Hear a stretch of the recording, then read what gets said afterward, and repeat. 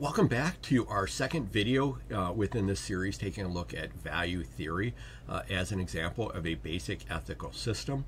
We're following up our first video, which took a look at hedonistic ethics, basically the pursuit of pleasure in some way, whether that pleasure is coming from sensual pleasure or satisfaction pleasure. And in this video, we're going to take a look at non-hedonists. And so an alternative to that hedonistic view. So for hedonists, the goal was to obtain pleasure. And the ethical appropriateness of an act would be that which gives the greatest amount of pleasure. In contrast, for those non-hedonists, pleasure is not going to be the ultimate goal. And so I'm including in a quote here from Eleanor Roosevelt saying, "Happiness is not a goal. It is a byproduct. For what keeps our interest in life and makes us look forward to tomorrow is giving pleasure to other people." And so this would be a non-hedonistic view, but looking at acting in a way that is going to give you self-satisfaction without ultimately giving you pleasure associated with it. Now, similar to subcategories within the hedonists, we have subcategories within the non-hedonists. And so the first non-hedonist category we're going to look at are going to be the monists. And so a monist, or monist, I'm not quite sure how to pronounce this, is coming from the root word mono, mono meaning one. And so monist non-hedonists are going to be individuals that believe that there is one basic good and one basic bad. So one thing that should be pursued, one thing that should be avoided. And now as a non-hedonist, that one basic good is not going to be pleasure. And so we're contrasting that again with that hedonistic view, that pursuit of pleasure. Now, in contrast to the monists that view that there is one kind of goal, one thing, or one good that is going to be pursued, the pluralists, the pluralistic non-hedonists, view that there are going to be many things that can be intrinsic goods. They view pleasure and enjoyment as an example of an intrinsic good, but not as that sole desired thing, not as that desire, that sole thing that should be pursued. So for the pluralistic non-hedonists, they're going to be interested in pursuing a variety of other intrinsic goods. And so again, going back to Rescher's set of values that we had in the first video, this could be the pursuit of knowledge, the pursuit of a life well lived. It could be the pursuit of love in some way. And so finding things that are going to be beneficial and valuable and desired for that individual beyond just simple pleasure.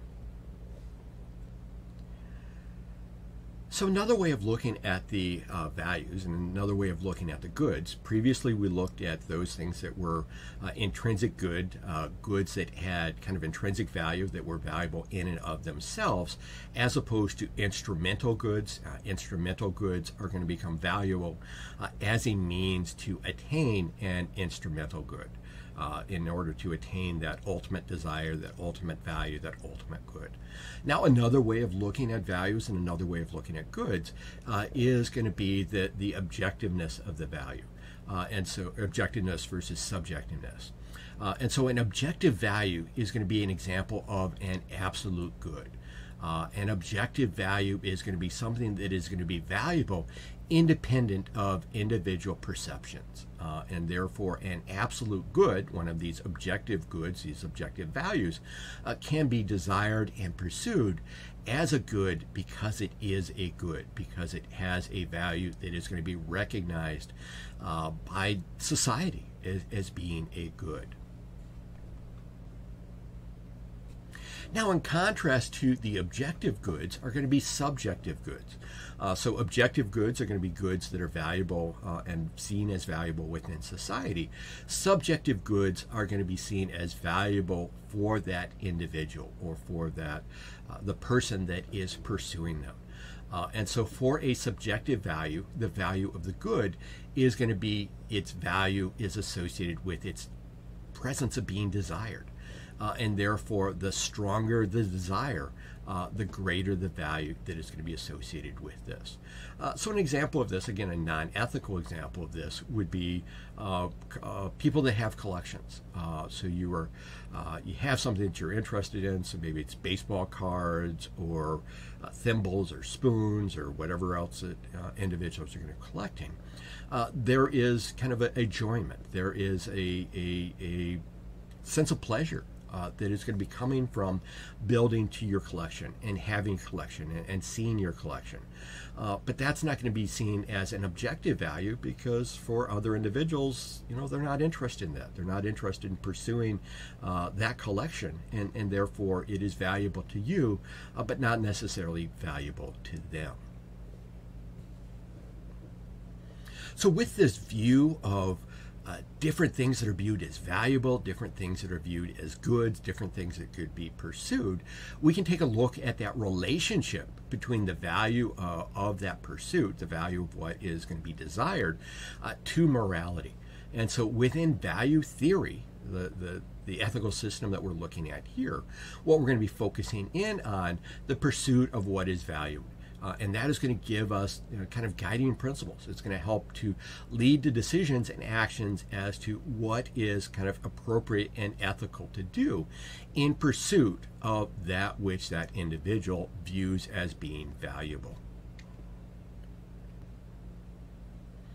Okay, so we can think about this then. Value theory is going to be this pursuit or the ethical approach of obtaining value. And so if we think about this as being a pursuit of good life, and again, I'm a science fiction nerd. I like a lot of science fiction movies and novels. So we've got Neo from the original movie, The Matrix, 1999, waking up in essence within what I'm going to determine or designate as a happiness machine. He's hooked up to basically a system that is going to kind of simulate life for them, stimulate his brain, and give him happy experiences.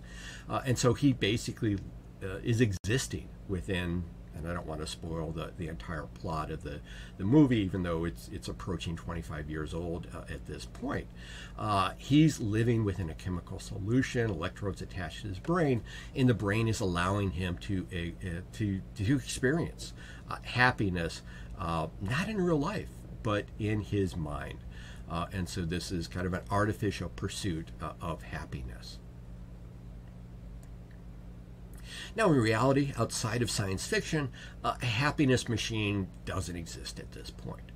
And so for us to be able to pursue value, to pursue that which we view as valuable, whether it's happiness or pleasure, we need to be able to do that through our actions, through the freedom of our decisions, as to determine what is going to be appropriate and what is going to be ethical.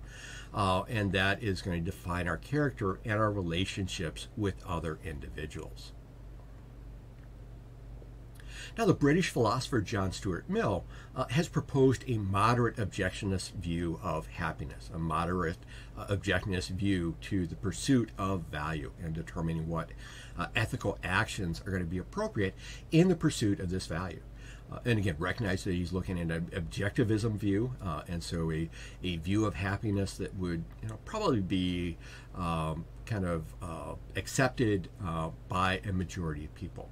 And so if we take a look at that in terms of the action, the relationships, character, and what did I have? Relationships on that previous slide that we had. Free action means that individuals within John Stuart Mill's objectivist view of happiness are going to have the ability to act on their own, to be able to do meaningful work in their life, their life well lived, in essence. They're going to be able to establish loving relationships with other individuals, and hopefully, whether that is providing them with happiness or satisfaction, it is providing them with something that is viewed as value. They're going to be acting of good moral character within their society, and therefore being happiness becoming from being accepted. And therefore, by acting in this objectionist view, objectivist, objectivist view, they are going to be able to obtain happiness through peace and satisfaction, a sense of well-being, rather than feelings of guilt and anxiety. So thank you for listening to this second video, taking a look at value theory, primarily from the non-hedonistic viewpoint. We have other videos following up with additional ethical systems. As always, if you have any questions, please do not hesitate to reach out to me. Thank you, and have a great week.